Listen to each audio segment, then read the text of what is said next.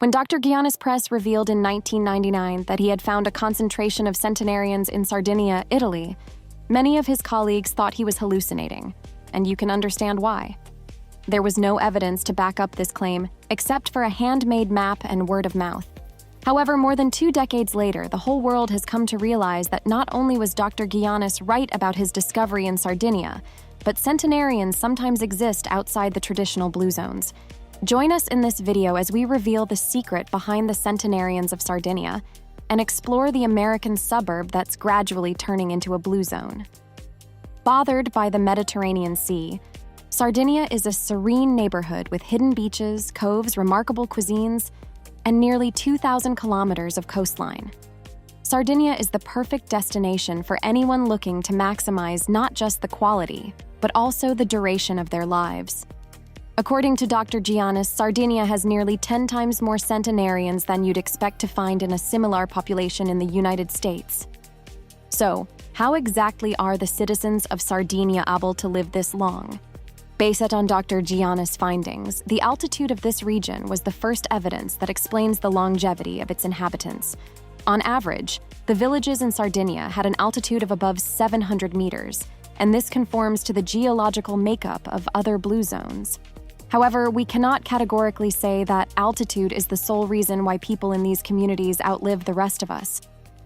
Some locals like Victoria Moreau believe that faith, hope, and mild exercises like walking are factors that contribute to their longevity. Speaking of walking, there's a widespread belief that 99% of all trips in blue zones are either uphill or downhill, and it's not any different for the people in Sardinia. To test this theory, Dr. Giannis interviewed 300 centenarians in Sardinia, and he found a clear pattern between their longevity and the altitude of where they lived. This ultimately confirms that steepness is one of the most important factors that contributes to the longevity of the people in Sardinia, as it does in other blue zones across the world. This is quite interesting, because who would have ever thought that the altitude of our homes could influence how long we live?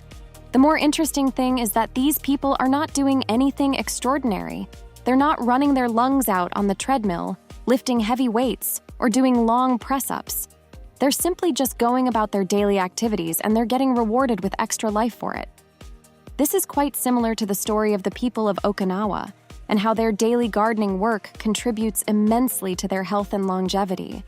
When you compare this with the lifestyle of the people of Sardinia, you can see that physical activity actually plays a huge role in fueling their longevity.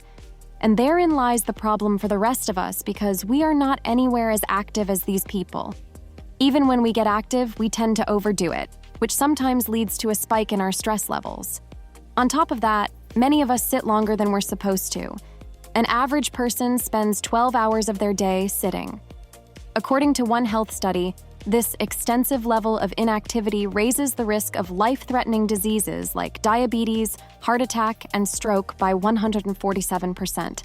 Another recent study claims that sitting is just as dangerous as smoking. But nobody is really saying anything about it. We criticize smokers every day. Meanwhile, most of us are actually killing ourselves slowly by sitting extensively. Clearly, if we're ever going to reverse this trend and stand a chance of living as long as the people in the blue zones, we need to embrace the habit of participating in physical activity.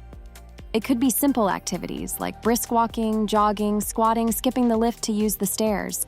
As long as it fits into your schedule, keeps you active, and increases your chances of living long, it's perfect. As we proceed in this video, we'll reveal other factors that contribute to the longevity of the people of Sardinia and other blue zones. But before then, please take a moment to like this video and subscribe to our channel. And if you'd like to watch the video where we revealed the longevity secrets of Okinawans, you'll find the link to it at the end of this video.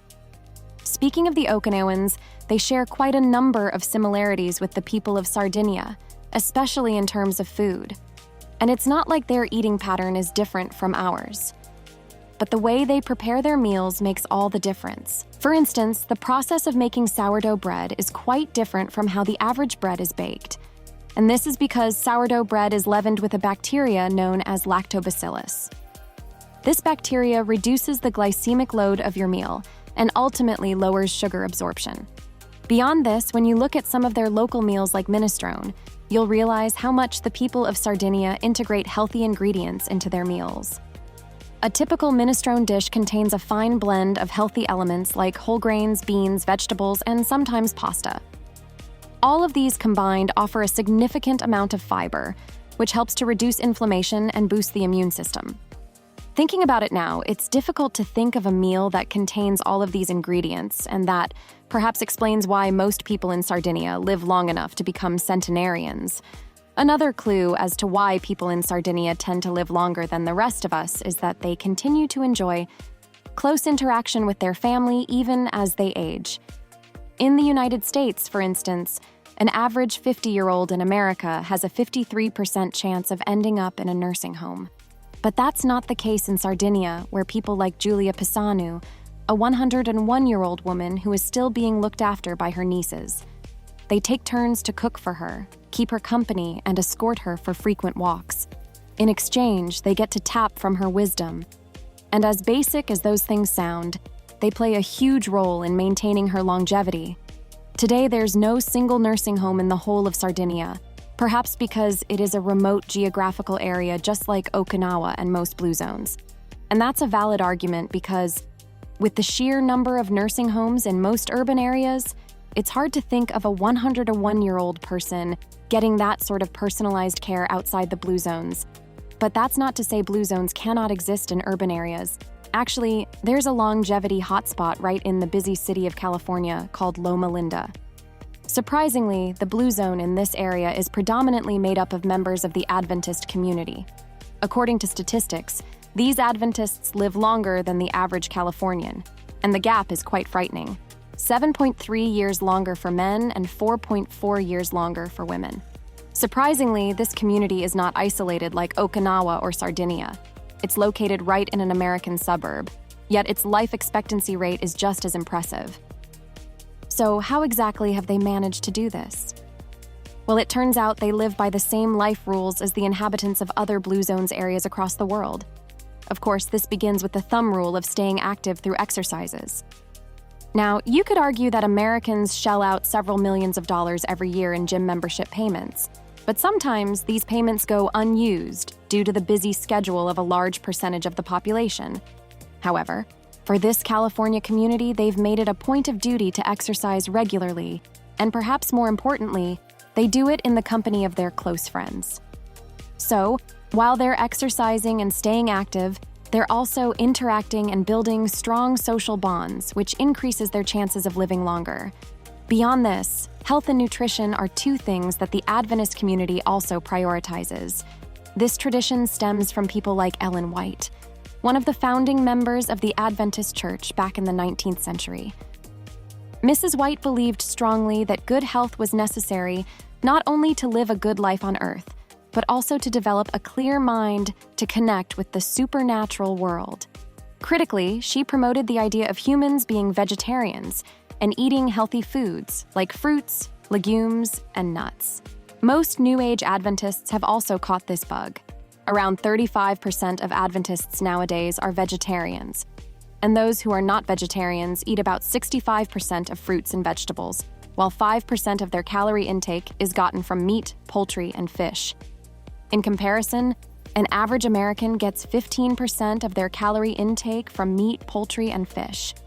As you may know already, heavy consumption of meat exposes humans to the risk of health problems like obesity, diabetes, cardiovascular diseases, and some cancers.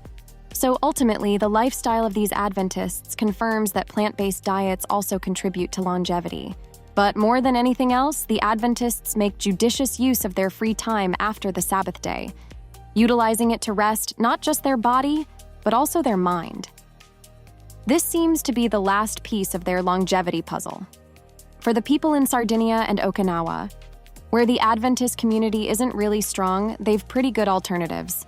Sardinia, for instance, has a strong Catholic community, and the Okinawans practice ancestor veneration. In the end, they all get similar results. In fact, studies have shown that attending more than one religious meeting weekly can add up to 7 years to your lifespan, and it doesn't really matter which religion they belong to. What matters is the social support that they get from attending these services and the positive impact it has on their life. With all of the benefits that Sardinia offers, one would think that the island will be heavily populated. But that's not the case. In fact, the population of the region has witnessed a sharp decline in recent years. To fix this, the Italian government has announced a $45 million relocation grant for people who are willing to migrate to Sardinia. As part of this scheme, each migrant will get $15,000 to purchase a house and explore the sandy beaches and turquoise waters of the Sardinia island. In other words, they're getting paid to relocate to a serene neighborhood that enhances their prospect of living healthy and longer. If you had a chance to relocate to Sardinia, would you take it? Let us know your thoughts in the comments section. And as promised, here's the video about how Okinawans unlocked the secret to longevity.